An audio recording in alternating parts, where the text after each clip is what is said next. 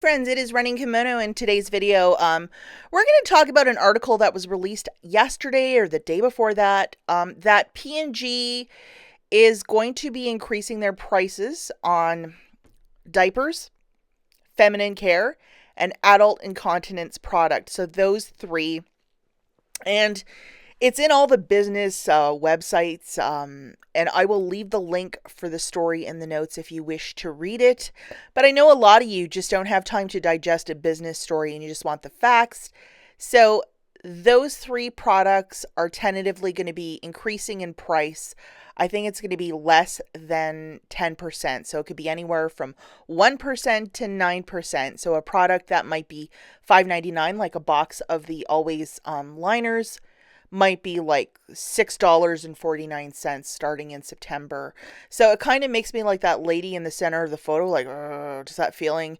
I think these are products in the P&G line that a lot of people buy that they depend on, and I can see that with the pandemic people are cutting costs. So if you're going to like a Diva Cup, or if you're going to cloth diapers or what have you, people are just probably doing those sort of cost cutting measures. And if you think about it, most people probably don't coupon, so they don't. So probably these items they're seeing less people buy because people are probably doing like stuff like, homemade pads or whatever, and or homemade, cloth diapers.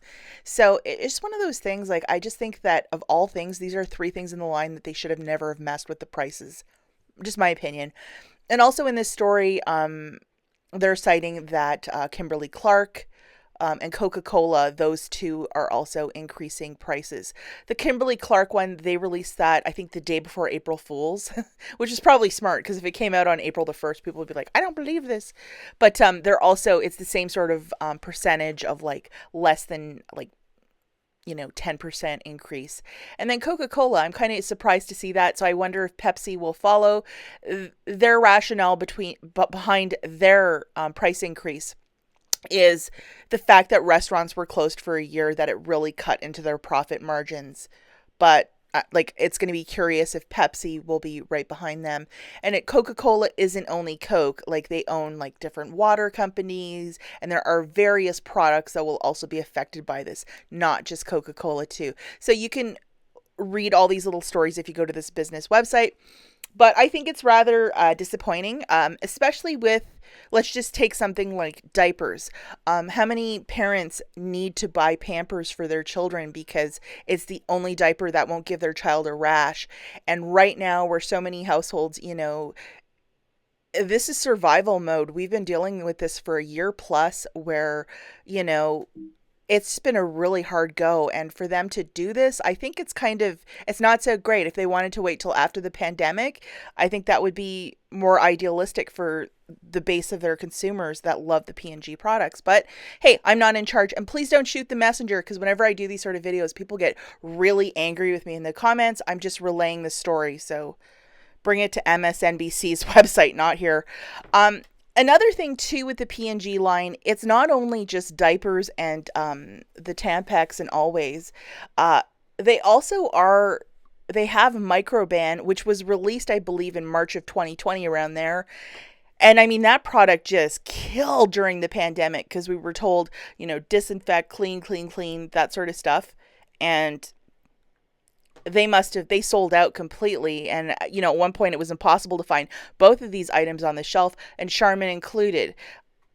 Just looking at the books, why didn't they just account the upswing on these two products to offset the diapers and the tampons? But I'm not the business person over there. But I'm very curious about that, because I know that these two products, it was impossible to even find on the shelf last summer. But here they are increasing prices on products that you desperately need to cover yourself, or your baby. And it's like, I just don't understand that. And also, guys, I know that like countries such as Canada and Scotland, they don't charge tax on feminine care. Certain states here are also exempt, but most of them, I think, do charge tax on that. So that's another thing to consider too. Just discussing this topic.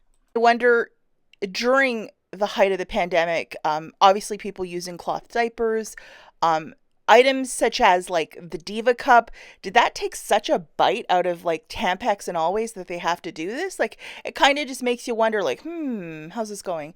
And then I wonder about like coupons. Why not just remove uh the Pampers and the Always and Tampax coupons out of the P&G, and then just, instead of increasing the price, do something like that? But that's neither here nor there. So guys, story linked in the notes. Check it out. That is your homework today. I know a lot of you just don't have the time to read the story.